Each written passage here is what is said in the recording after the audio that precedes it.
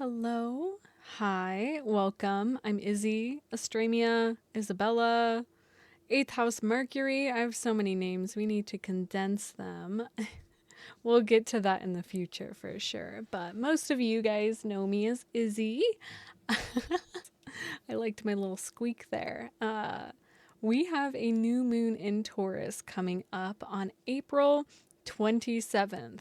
Now, I deeply love Taurus energy. I'm biased though, because I might be a Taurus. With that being said, though, truly this new moon is a potent time because it doesn't really, it's a little different. I'm not going to lie, it's a little different. We have a T square with Pluto and Mars happening, and realistically, this new moon is asking us not just what we want, right? But what are you willing to truly tend to? With your hands, your body, your time. Like, it's getting a lot of clarity. If you are not yet subscribed, subscribe below. Click that little bell. You'll get notified anytime I post videos, comment, like, all the things. I also have my readings open for the month of May. So if you're looking to get an astrological reading with me, go ahead and click the link below. Also, my Discord community is open too, and I have my newsletter that I send out weekly astrological updates, and we'll be sending out one for this new moon on the night before the new moon. So, like, make sure you subscribe so you can get the extra details and juice that I provide there. With all of that being said, let's jump into talking about this new moon. So, there's sort of this theme that's happening here. And if you see me looking off to the side, I'm looking at a chart of the moon here. The whole chart is off to the side here. So I'm looking off, I'm looking at it. So what I'm seeing here is like, what is worth rooting into, even if the ground quakes, bringing in those earthy themes, right? So this moon should feel lush and simple, but it's got this trembling quality to it, right? That's because we have this Mars in Leo and this Pluto in Aquarius at opposition, creating this T square with the new moon, with the sun and with the moon. So we have our unconscious reactive habit patterns with our ego conscious identity coming to the forefront here. And so when I'm looking at T squares here, we've got all this energy in Leo, in Aquarius, in Taurus. So what sign is missing from the fixed signs? Scorpio. That's our release valve with this new moon. That is the energy that is going to be moving through, right? So as I settle into the energy of this new moon, I'm suggesting you watch the last tail end of my weekly forecast that I posted for this. I dabbled into this energy, but most importantly, I talked more in depth about Pluto opposing Mars. Because the energy is still so potent with this, we are bringing in our drive, our passion, Mars, in opposition with Pluto. And Pluto's really asking here, like, do you know what you're fighting for? Do you really know what you truly desire? Like, are those really your goals? Are those really your dreams? And now we have the sun and the moon here in this conversation. So it's bringing in this other conversational thread that is bringing in the embodiment of it, because Taurus rules the body, it rules the senses, it rules these aspects of ourselves, right? So this T square essentially is the seed that doesn't settle without resistance. But Taurus is here to teach us that pressure makes us precise, right?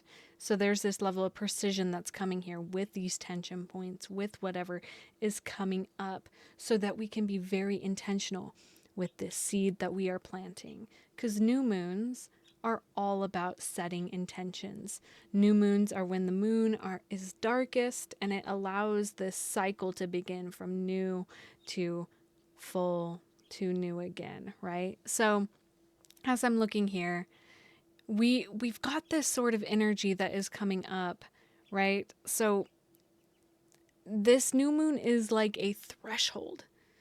is it's taking us from this energy that we've had essentially since Venus went retrograde at the end of February, as we entered our eclipse portal, as we move forward, right? It's sort of this story that's being woven. Transits do this thing where it's kind of like storytelling as we get deeper into the archetypes of things. And now Taurus is here to really be shake us of those last little resistance. This T square is shaking us and giving us this like I'm almost seeing like a dog coming out of water and like shaking off the residual water. Like that is the feeling that comes with this new moon. It's like, what is still clinging to you that is going to keep you from actually pursuing that which you truly desire? So this is a slowdown because Taurus is taking us to this slower pace. But when I'm seeing like a pressure cooker because that's really what this energy is. It's like this fixed energy pressure cooker that's like almost being stuck in stagnation, because fixed energy, if it's not all the way in, it's all the way out, which can create this stagnant energy. So as we're in this, T square here with Mars, with Pluto, with the sun and the moon, our only exit point, that pressure valve, is Scorpio. And Scorpio is all about allowing things to fall away, allowing things to die, allowing the death to happen so that we can be born again. I'm seeing like a phoenix taking form. It's like in the archetype of the phoenix, it usually, I'm thinking of Harry Potter too, of like, maybe this is correct me if I'm wrong in the comments, where like one of the phoenixes like risks itself for something to happen within it. And it's kind of that energy, like, are you willing to really like die for what are you gonna cling to this, or are you gonna just let it surrender, right? In the just energetic cosmic wheel that we're in, we have spring, we have summer, we have fall, we have winter, and it with Taurus being the middle of spring, on the opposite of it we have the middle of fall, which is Scorpio. And this is sort of this invitational point of having a sort of mini like closing of a chapter, a death that's coming up with this new moon, because you can't, I'm seeing like tending to a garden too. You have to uproot all the old harvest and the old crops that were there throughout the winter. You have to get the garden beds cleared so that you can put in new seeds. And that really is truly just the energy of this new moon. So it's like, you've got to take stock, you got to take inventory, and there's going to be this external shakeup that is Mars and Pluto that really is creating this recognition of like, oh wow, I really need to tend to this garden bed because there's some dead squash, and the corn stalks are all like moldy and gross because it snowed and then it melted, it snowed, it's just gross.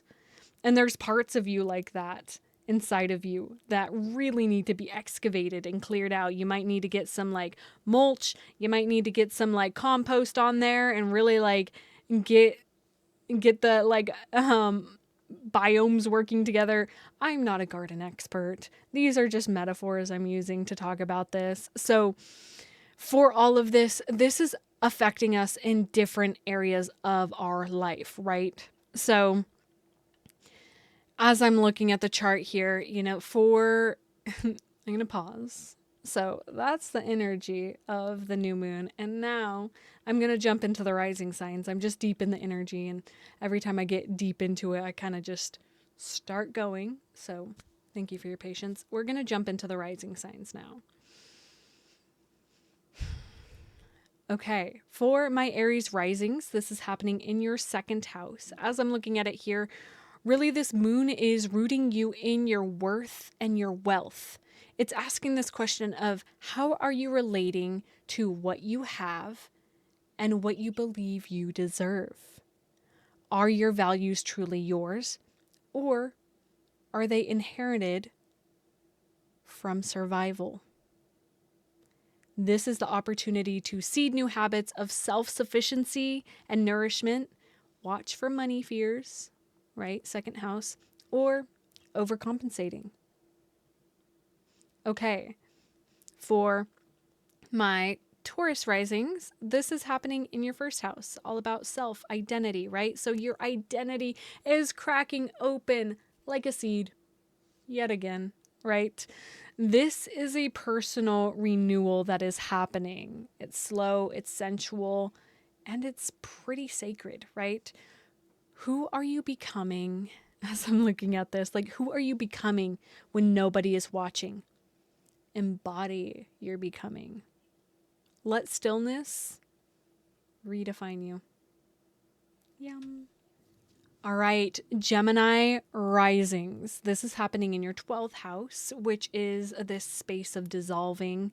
You know, there is the opposite of that, which is your 6th house, which is where this pressure point is moving through. So, this kind of bringing in this theme of rest and deep spiritual nourishment and regulation, which is the 6th house. So, you're being called to deep into you're being called to root yourself deep into rest, mystical rhythm, divine timing, but the tension resides in your nervous system, your routines, your perfectionism. There is this sort of call to ask yourself, where do I serve from depletion? What daily habits are actually draining my soul? Looking there, looking there. Okay, Cancer risings. This is happening in your 11th house, and that brings in this deepening and concentration on this higher vision, also community, your dreams. But our pressure point that it's moving through is your 5th house, which is all about vulnerability and expression. So you are replanting your dreams, your visions of community, your impact, your place in the future. But old wounds around expression, visibility, and creativity may try to sabotage it. So taking a closer look at where have I hidden my joy to feel safe? What fears keep me from shining fully? For my Leo risings, this is happening in your 10th house. So that is all about career and vocation, your legacy. And our pressure point of Scorpio is moving through your 4th house, which is your lineage. So you are anchoring into a new purpose that is built to last. But this Scorpio energy is having you move through your roots, your family patterns, ancestral fears, emotional instability. This is asking you what fears from your childhood still shape your leadership. What old pain must I alchemize to rise? You got this. This is exciting. All right, for my Virgo risings, this is happening in your 9th house. And so that means that pressure point of Scorpio is moving through your 3rd house. So it creates this theme of belief, 9th house, and thought, 3rd house. So you're planting in new beliefs, more embodied, trusting, and abundant. A little fly just landed on my hand. Trusting, abundant, but old mental loops, ancestral language patterns, fear-based thoughts may protest. So you're limiting beliefs, that thought pattern that's happening. So whose beliefs do you still carry? And what fears still keep me explaining instead of expanding? Okay, for my Libra risings, this is happening in your 8th house, which is all about power and possessions and intimacy. And then it's also, I forget you guys have the flips chart. I always giggle about that. And then the 2nd house is Scorpio, which is where this energy is funneling through. So there's this theme of power and possession that's happening here. You're being asked to trust in shared space, emotional, sexual, energetic, but to open, you must clear shadow around possessiveness, scarcity, or hyper independence. This is asking you, what does true intimacy cost me? And am I willing to stop trying to earn my value? Am I willing to stop trying to earn my value? What if you are already valuable, just as you? You are. Okay, Scorpio risings. This is happening on the axis of your 7th and 1st house. In the 7th house is the moon and the sun, which is where this focus is, but our pressure point is moving through that 1st house of Scorpio. So you're rising. This is the theme of relationship and self. So you're calling in new ways of creating, grounded, secure, slow, but you're also shedding an old skin. Scorpio is your expression, it's your mask, it's your face, and it's the face that is dissolving here, right? So what part of you is performing for love? Can I let other people meet the real me, not just the armored version of me? It's time to let your real identity shine through with this new moon. Okay, Sagittarius risings. This is happening in your 6th house, which is all about devotion to your routines. And our pressure point that this is moving through of Scorpio is your 12th house, which is all about disillusionment. So you are rooting into your sacred rhythms, work, health, structure. Underneath, there's a pressure to release martyrdom, burnout, and unconscious self-sabotage. What do I need to feel needed? What pain am I avoiding by staying busy? You're doing that busybody thing. You know, what do you just need to do to feel needed? You know, you can just be. That's the answer, but maybe you can think about that a little bit more for yourself. For my Capricorn risings, this is happening in your 5th house, right? Which is all about play, expression. Our pressure point that this is moving through within Scorpio is in your 11th house of community and belonging. You are planting creative sovereignty, joy without justification, but the pressure is on your belonging wound, the part of you that shapes joy. It's this part of you that shapes joy to fit in. It's like you're trying to mold it to fit into, it's like taking a square peg and trying to put it through a triangle hole, right? So this is your opportunity to ask, what version of me was accepted but not authentic? Can I risk being too much, too bright, too free? Yes, we want that. Okay. Aquarius risings. This is happening in your 4th house of home, right? Though our pressure point is moving through your 10th house of Scorpio. So this is home and visibility, right? You're anchoring into a new emotional safety, building a home in your body, in yourself, but there's shadows around legacy, pressure, and public image may surface at this time. So where are you still performing for external approval? What legacy are you done upholding? You can let it go. Last but not least, my Pisces risings. This is happening in your 3rd house, right? And our pressure point this is moving through is going to be your 9th house of Scorpio. So that is voice and truth. So you're learning to speak softly and surely. Your voice is a vessel for your values. There may be pressure from previous beliefs, teachers, dogma, or even spiritual bypassing that is coming up at this time to be shed.